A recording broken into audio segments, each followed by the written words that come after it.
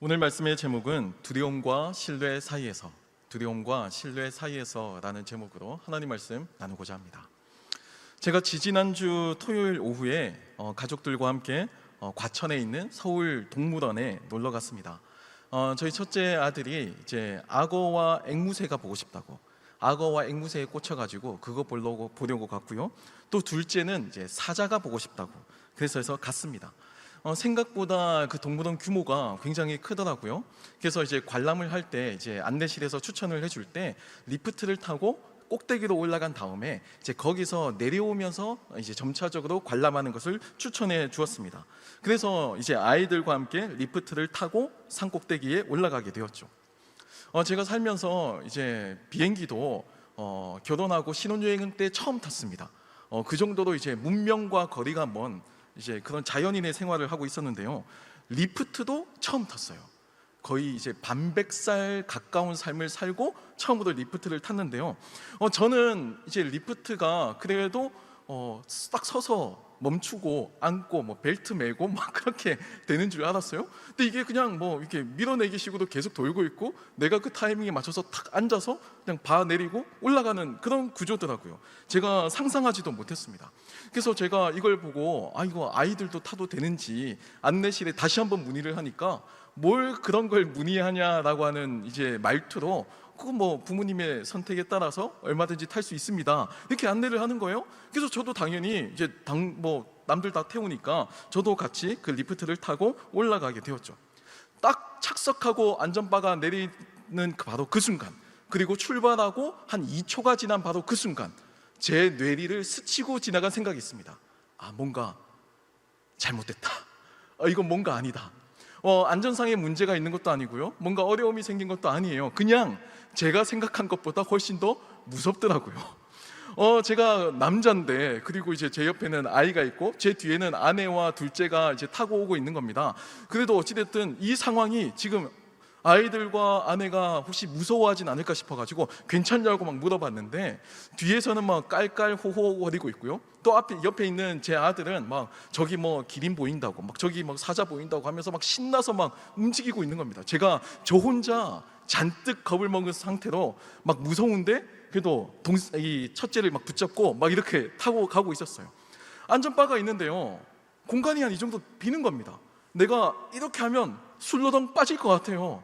제가 그걸 보고 이렇게 안전이 책임지지 않는 이 리프트에 어떻게 몸을 맡길 수 있을까 이렇게 이야기를 하니까 아내가 누가 굳이 그 안전바 사이로 이렇게 빠지냐, 그냥 앉아서 그냥 편하게 가면 되지 이렇게 이야기를 하는 거예요.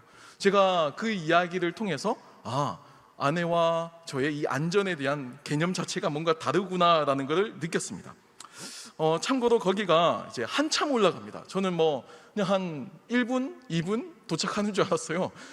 잘못 탔다고 생각했어요. 계속 가길래. 이제 여러분 이제 벚꽃 피거나 단풍이 폈을 때 그곳 많이 간다고 합니다. 연인들끼리도 뭐 좋다고 하는데요, 추천합니다. 근데 저는 안 탈 거예요. 그냥 무서워서. 저는 무서워서 굳이 안 탈 겁니다. 똑같은 시공간에 있어요. 하지만 어떤 사람은 그 시공간에서 공포와 불안감을 느끼고요, 또 어떤 사람은 그 같은 시공간에서 기쁨과 즐거움을 느낍니다. 그 차이를 가져오는 그 기준점이 무엇에 있을까요? 그 사람의 성격일까요? 환경일까요? 저는 그 이유가 바로 신뢰에 있다고 생각합니다.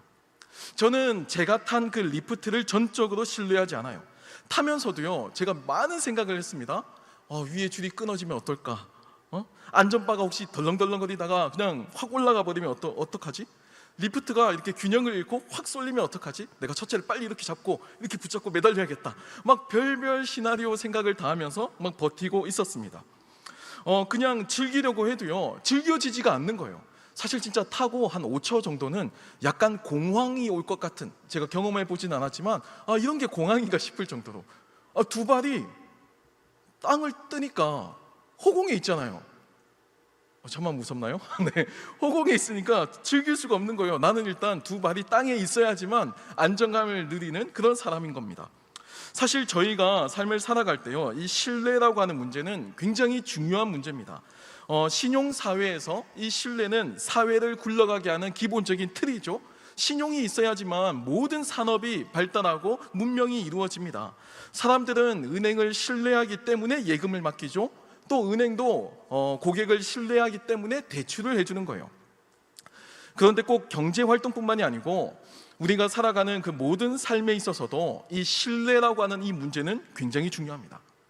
내가 타고 다니는 차, 내가 걸어 다니는 길, 내가 살고 있는 집, 이 모든 것에는요 사실 어느 정도의 신뢰가 있어야지만 살 수 있는 거예요. 그게 이미 전제가 되어야지만 우리는 삶이라는 것을 살아갈 수가 있는 겁니다. 신뢰가 없으면요 불안해서 차를 탈 수가 없습니다. 내 차가 혹시라도 제동이 마음대로 되지 않으면 어떡하지? 혹시라도 사고가 나면 어떡하지? 저도 며칠 전에 또 교회 지하 주차장에서 또 긁었습니다. 이런 사고에 대한 불안감이 있으면 차를 탈 수가 없죠. 불안감 때문에. 어느 정도 신뢰가 있으니까 운전하고 다니는 거예요. 내가 걸어가는 길에 혹시라도 어떤 사고가 일어나면 어떡하지? 혹시라도 이 생각이 너무 강해지면요 정말 외부 활동을 못 한다고 해요. 밖에 나가서 외출하는 것 자체가 너무 불안해서 집에서 벗어나질 못한다고 합니다. 심지어는 내가 살고 있는 집이 언제 무너질지 몰라서 두려움에 살기도 해요. 그래서 비상 안전 벙커를 만들어 놓고 굳이 거기서 자신을 가두고 삶을 살아가는 사람도 있어요. 과도한 불안증이죠. 오늘 본문도 초대교회 당시 많은 사람들을 두려움에 빠뜨렸던 한 사건이 기록되어 있습니다. 아나니아와 삽비라 부부의 죽음에 대한 내용인데요, 이 사건은 초대교회 당시에 굉장히 유명했던 사건인 것 같습니다. 사실 사건의 내용은 단순해요. 아나니아와 삽비라 부부가 자신의 소유를 팔아서 헌금을 하는 그 과정에서 그 가격의 일부를 살짝 감추고 일부만 헌금을 드린 겁니다. 그렇죠? 그리고 그 내용이 들통나자마자 목숨을 잃었다. 이게 이 사건의 본질이에요. 오늘 본문 5절과 11절 말씀을 보면 이 사건을 처음 접했던 초대교회의 분위기를 알 수 있습니다. 제가 한번 읽어드리겠습니다. 5절입니다. 아나니아가 이 말을 듣고 엎드러져 혼이 떠나니 이 일을 듣는 사람이 다 크게 두려워하더라 라고 기록합니다. 11절에는요 온 교회와 이 일을 듣는 사람들이 다 크게 두려워하니라 라고 기록합니다. 이 사건은 단지 아나니아와 삽비라라고 하는 한 부부에게 닥친 개인적인 비극이 아니고요 초대교회 전체에게 영향을 미치는 아주 크고 두려운 소식이었습니다. 두려움을 일으킬 만한 그런 사건이었다는 겁니다. 당시 초대교회는요 성령의 능력으로 말미암아 날마다 기적을 목격하고 날마다 기적에 자신이 체험하는 그런 공동체였습니다. 저희가 앞서 사도행전을 다루었지만 성전 미문에 앉아있던 사람이 치유를 받는 기적을 경험했죠. 베드로가 설교할 때 3,000명과 5,000명이 회심하는 놀라운 역사가 이어졌습니다. 당시 그들을 박해하던 로마 제국과 유대교회의 이 권력자들 앞에서도 초대교회는 전혀 위축되지 않았어요. 그리고 자신에게 주어져 있는 그 길을 당당히 걸어갑니다. 하지만 가장 큰 기적은요 병자가 치유를 받고 또한 3,000명, 5,000명이 막 늘어나는 어떤 기적적인 치유나 교회 규모의 팽창이 아니었어요. 성령의 능력을 경험한 이 초대교회가 경험했던 가장 큰 기적은요 그들의 일상의 삶의 모습의 변화였습니다. 사도행전 4장 32절을 읽어드립니다. 믿는 무리가 한 마음과 한 뜻이 되어 모든 물건을 서로 통용하고 자기 재물을 조금이라도 자기 것이라 하는 이가 하나도 없더라 라고 기록합니다. 여러분 원래 인간은요 이기적인 존재입니다. 이기적인 게 나쁜 것이 아니고요 원래 인간이 가지고 있는 본능이고 본성이에요. 토마스 홉스라고 하는 사람이 리바이어던이라고 하는 책을 썼는데요 거기서 자연적인 상태에 있는 인간의 모습을 이렇게 표현합니다. 굉장히 유명한 말인데요 만인에 대한 만인의 투쟁, 이것이 인간의 적나라한 현실이었어요. 서로에 대한 그 신뢰가 무너진 상태, 그리고 서로에 대한 신뢰가 없는 그 혼돈과 공포의 세상을 이 토마스 홉스라는 사람은 구약성경 욥기 41장에 나오는 바다 괴물 리오야단의 이름을 따서 리바이어던이라고 하는 책에서 묘사하고 있는 겁니다. 마치 우리가 살고 있는 이 세상이 바다 괴물이 지배하고 있는 악과 혼돈과 여러 가지 세력이 다스리고 있는 이 세상을 살고 있는 그런 세상을 우리가 살고 있다라는 겁니다. 마치 우리가 사는 세상은 만인에 대한 만인의 투쟁이에요. 내가 빼앗기지 않기 위해서 먼저 내가 빼앗아야만 합니다. 남을 짓밟아야만 해요. 그래야 생존할 수 있는 이 세상, 만인에 투쟁할 수밖에 없는 이 잔인하고 거친 세상, 누구도 믿을 수 없는 잔인하고 거친 세상, 그게 이 토마스 홉스가 본 인간의 현실이었어요. 나를 둘러싼 이 모든 것, 모든 환경은 나에게 두려움입니다. 언제 나를 배신할지 모르고 언제 나를 공격할지 모르는 두려움의 대상이죠. 그런데 이 두려움이 극복된 모습이 사도행전에 나타나요. 초대교회의 모습입니다. 저는 이것이 초대교회가 경험한 가장 큰 기적이라고 생각해요. 병이 회복되고 장애가 극복되는 일, 신비하죠, 놀랍죠. 하지만 그래도 가끔 있을 수 있는 일이에요. 심지어 타 종교나 그냥 일반적인 의학을 통해서도 얼마든지 기적적인 일들 일어날 수가 있죠. 설교를 듣고 3,000명, 5,000명 회개하는 일, 대단히 놀라운 일이죠. 하지만 그래도 이것도 있을 수 있는 일입니다. 어느 순간 갑자기 감정적인 어떤 그런 분위기에 휩쓸려서 3,000명, 5,000명 회개한다고 막 작정하기도 하고, 갑자기 인기를 끌어서 이제 유튜브로 표현하면 이제 떡상하듯이 갑자기 인기를 몰아서 갑자기 사람들이 몰릴 수도 있어요. 불가능하지 않는 일입니다. 오순절 성령 강림 이후에 다양한 외국어로 하나님의 큰 일을 선포하는 방언도 대단히 신비하고 놀라운 기적적인 일이지만 이것 역시 얼마든지 있을 수 있는 일이에요. 타종교에도 이와 비슷한 현상이 나타나죠. 방언과 유사한 그런 현상이 보고되고 있기도 합니다. 하지만 초대교회에서 일어난 기적은요, 제가 앞서서 말한 병이 치유되고 회복되는 이런 일, 3,000명, 5,000명 이렇게 팽창하는 일, 이 정도의 기적, 이 정도의 수준을 넘어섭니다. 사도행전 4장 33절과 35절은 이 기적을 이렇게 묘사합니다. 사도들이 큰 권능으로 주 예수의 부활을 증언하니 무리가 큰 은혜를 받아 그 중에 가난한 사람이 없으니 이는 밭과 집 있는 자는 팔아 그 판 것의 값을 가져다가 사도들의 발 앞에 두매 그들이 각 사람의 필요를 따라 나누어 줌이라. 여러분, 이게 그들에게 일어난 기적이었어요. 만인에 대한 만인의 투쟁이던 인간이 자신의 생존을 위해서, 살아남기 위해서 악을 쓰고 버텨내야만 하는 그 전투적인 세상을 살던 이 인간들이, 모든 것을 두려워하는 이 인간이 오히려 자신의 소유를 내려놓고 타인을 적이 아닌 자신과 같이 여기면서 수용하고 받아내는 이런 기적이 펼쳐지게 되었다라는 겁니다. 자신의 것을 자신의 것이라고 주장하지 않고 다른 사람을 적이 아닌 동지로, 심지어는 자기 자신과 같이 여기고 살아가기 시작한 거예요. 이게 초대교회에 나타났던 가장 큰 기적입니다. 일상의 삶의 변화가 나타난 거죠. 특히 누가의 표현 가운데 가장 인상 깊은 부분은요, 그 중에 가난한 사람이 없다라고 표현하는 이 부분이에요. 초대교회 가운데 왜 가난한 사람, 부유한 사람이 없겠냐고요. 당연히 있죠. 빈부의 격차가 물론 있었을 겁니다.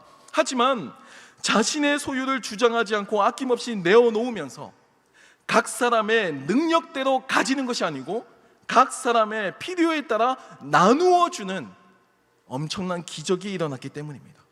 여러분, 이것이 성령이 충만한 초대교회가 가지고 있는 일상생활에서의 기적이에요. 엄밀하게 말하면요, 이 초대교회 공동체는 이 리바이어던, 이 세상의 혼돈과 공포, 두려움으로 가득한 이 세상에서는 절대 나올 수 없는, 절대 존재할 수 없는 이상적이고 기적적인 공동체였습니다. 초대교회 자체가 기적이었다는 거예요. 표면적으로 보이는 이 안나니아와 삽비라의 죽음은요, 단지 돈을 숨기거나 헌금을 잘못했다거나 하는 문제가 아닙니다. 물론 부분적인 문제는 맞지만 핵심은 아니에요. 이들의 죽음의 원인은요, 감추고 속이고 거짓말한 것에 있습니다. 오늘 본문 1절과 4절 말씀을 다시 한번 읽어드리겠습니다. 안나니아라 하는 사람이 그의 아내 삽비라와 더불어 소유를 팔아 그 값에서 얼마를 감추매 그 아내도 알더라.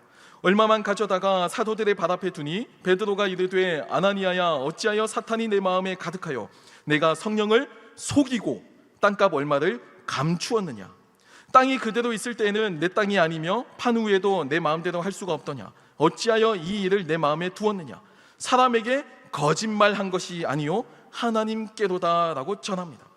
당시 초대교회를 뒤흔들었던 이 사건, 모두를 두려움에 들게 한, 큰 두려움에 처하게 한 이 사건, 이 아나니아와 삽비라의 죽음에 대한 누가의 결론은요, 감추고 속이고 거짓말한 것에 있었습니다.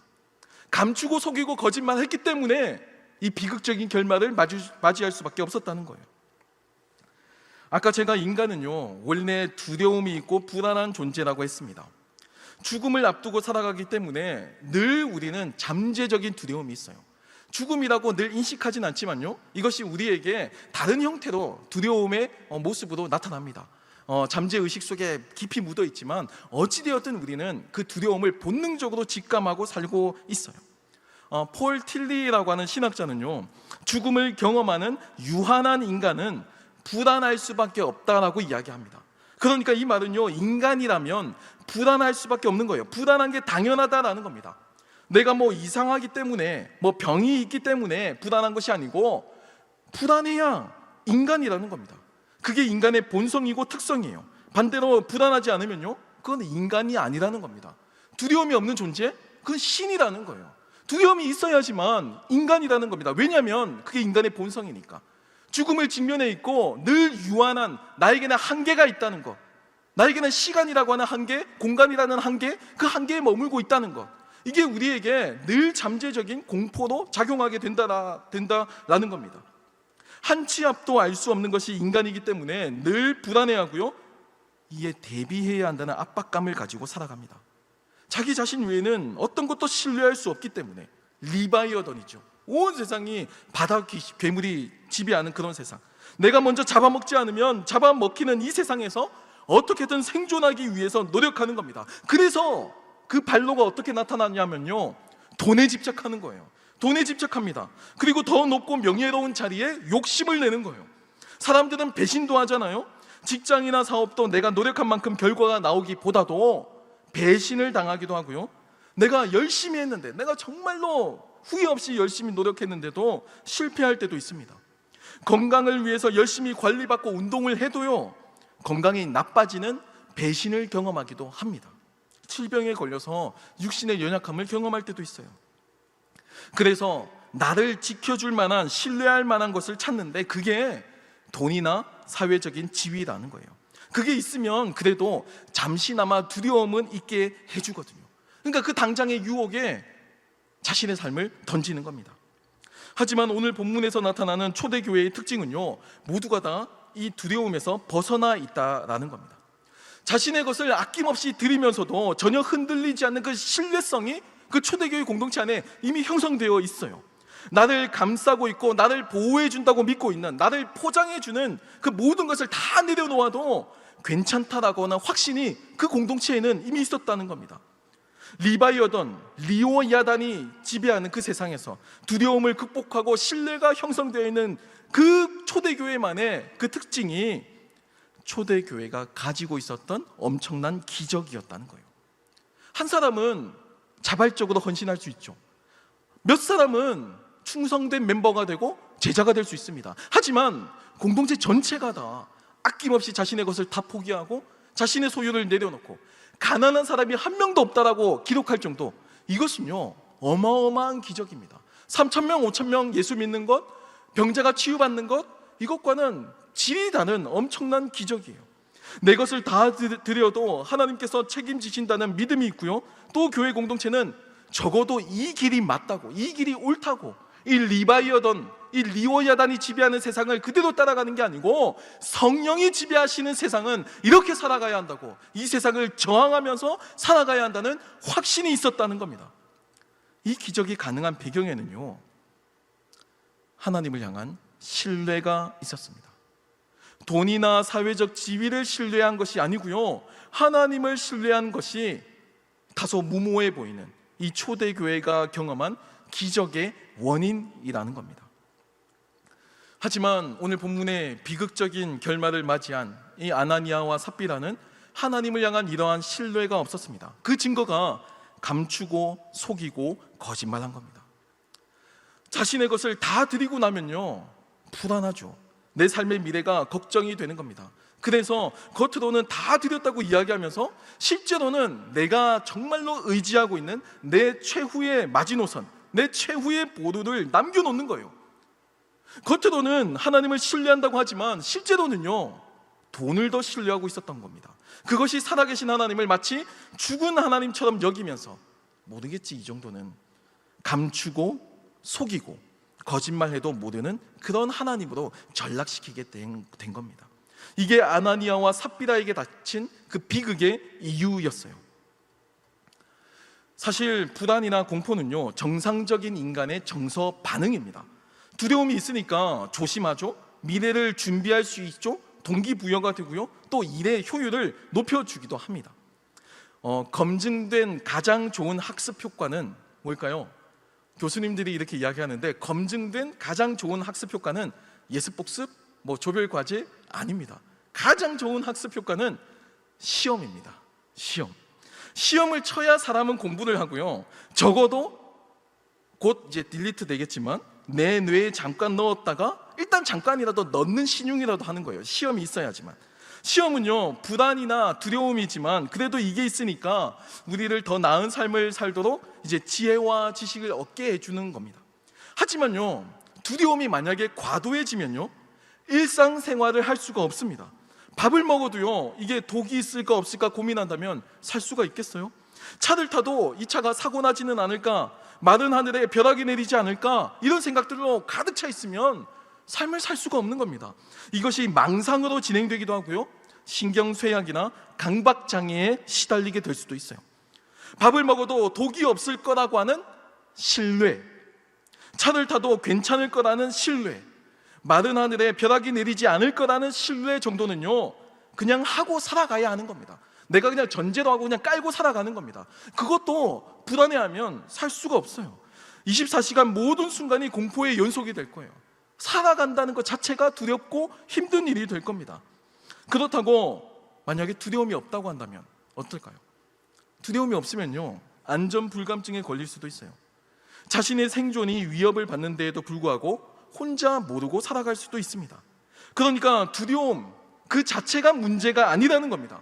문제는요, 두려움이 아니고 두려움의 대상이에요. 두려워해야 할 것을 두려워하고 신뢰해야 할 것을 신뢰하는 것이 아나니아와 삽비라 부부 죽음에서 얻을 수 있는 교훈이라는 겁니다. 여러분, 두려움과 신뢰의 대상은요, 모두 하나님이세요. 하나님만을 두려워해야 하고요, 하나님만을 신뢰해야만 합니다. 그러면 하나님께서 모든 것을 인도해 주신다. 이게 성경의 가르침이고 우리의 신앙 고백입니다. 눈에 보이지는 않지만, 세상은 눈에 보이는 돈을 따라가고 세상의 사회적 지위와 명예와 그 권력을 따라가지만, 우리는 그것이 아니라, 그걸 리워야단이고 그것이 아니라 성령님께서 지배하시고 하나님께서 우리를 인도하신다라고 신앙 고백하며 살아가는 사람들이라는 겁니다. 만인의 투쟁 상태에서 벗어나서 자신의 것을 아낌없이 나누면서도 전혀 아깝지 않은 기적이 벌어지고요, 그 안에 가난한 사람이 한 사람도 없는 이런 놀라운 일도 일어납니다. 자신의 미래나 생존에 대한 고민이나 걱정, 불안도 없어요. 물론 상황은 여전히 유한하죠. 상황이 위태해요. 한 치 앞도 모르는 게 우리의 삶입니다. 언제 무슨 일이 일어날지 몰라요. 하지만 그럼에도 하나님이 책임지실 거라는 신뢰가 가득합니다. 초대교회의 특징이에요. 하나님을 향한 올바른 두려움, 올바른 신뢰는요, 혼돈과 두려움의 세상, 이 리바이어던이라는 이 괴물의 세상에서 우리를 구원해 주실 겁니다. 그게 사도행전이 우리에게 던져주고 있는 초대교회의 삶의 모습이라는 겁니다. 사랑하는 청년 여러분, 저는 리프트를 타면서 제가 참 겁이 많다라고 생각했습니다. 생각보다 더 많구나. 가끔 이제 여러분 화장실에서 머리 감을 때 이렇게 확인하지 않나요? 저만 그런가? 네, 그냥 뭔가 왠지 그냥 보고 싶은, 확인하고 싶은, 내 눈에 내가 뭔가 안전하다라고 확인하지 않으면 뭔가 약간 불쾌한 어떤 감정이 들 때가 있어요. 겁이 많은 거죠. 하지만 제가 리프트를 타면서 곱씹어서 고민을 좀 해봤어요. 이게 내 망상인가? 아니면 진짜 걱정해야 될 일이었는가? 고민해 보니까 저는 충분히 상식적인 두려움을 느꼈다라고 저는 판단했습니다. 리프트 타는 와중에 100만 분의 1, 1000만 분의 1, 1억만 분의 1이라도 미끄러져서 떨어질 수 있는 거잖아요. 그렇지 않나요? 뭐 굳이 그런 일 없지만 굳이 그래도 꾸역꾸역 어찌됐든 일어날 수 있는 거잖아요. 그 100만 분의 1, 1억만 분의 1 그 확률이 저의 두려움을 증폭시키는 계기가 된다라는 겁니다. 여러분, 두려움의 원인은요 언제나 있습니다. 우리가 인간이기 때문에 두려움의 원인은 언제나 우리 가운데 있고 우리 주변에 있어요. 하지만 다른 사람들이 두려움보다 저만 두려워하고 제 첫째 아들과 뒤에 있는 아내와 제 딸이 하하호 웃으면서 즐길 수 있었던 이유는요, 즐거움과 스릴로 경험하고 즐길 수 있었던 이유는 두려움보다 신뢰가 더 컸기 때문이에요. 저는 신뢰보다 두려움이 더 컸기 때문이고요. 그게 이 시공간에서 어떤 사람은 불안해하고 어떤 사람은 즐거워했던 그 기준점이 되었다는 겁니다. 초대교회가 아낌없이 자신의 소유를 드릴 수 있었던 이유, 두려움의 대상이 없어서가 아닙니다.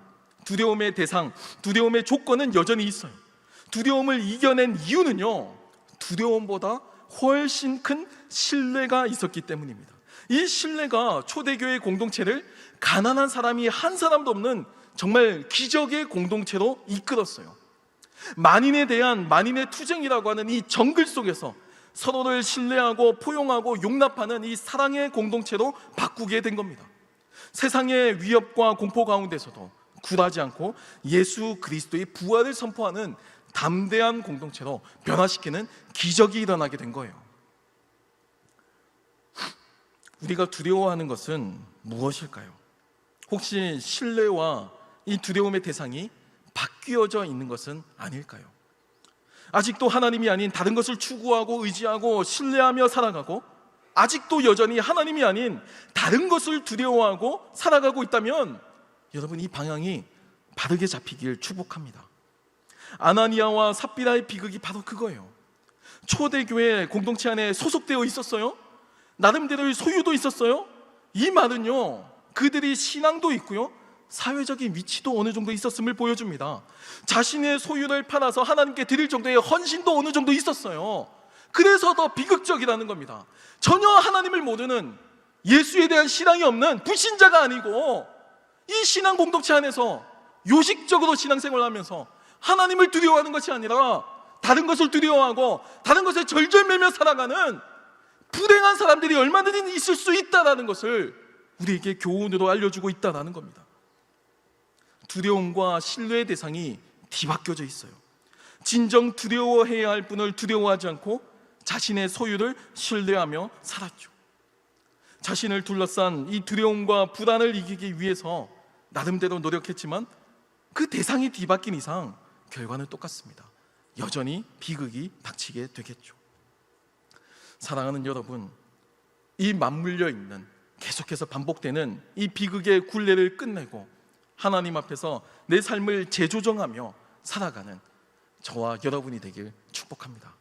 두려움의 대상, 살면서 두려움은 모두가 같지만 두려움보다 더 큰 신뢰를 선택하며 하나님을 바라보며 살아가는, 그래서 우리의 일상이 늘 하나님의 기적으로 넘쳐나길 축복합니다.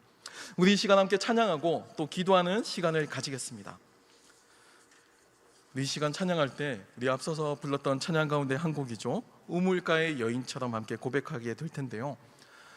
삶을 살아가는 동안 여전히 불안함을 느끼고 결핍을 느끼고 부족함을 느끼는 우리의 인간의 한계 속에서도 내가 진정으로 만족할 수 있는 분, 내 삶을 진정으로 풍요롭게 만들어줄 수 있는 그분, 삶의 의지와 생명의 그 약동하는 에너지를 마음껏 누리게 하는 그 진정한 원천은 세상의 돈과 세상의 명예도 아니고 오직 성령의 능력이고 하나님의 은혜라고 함께 고백했으면 좋겠습니다. 우리 이 시간 함께 우물가의 여인처럼 함께 고백하며 나가겠습니다.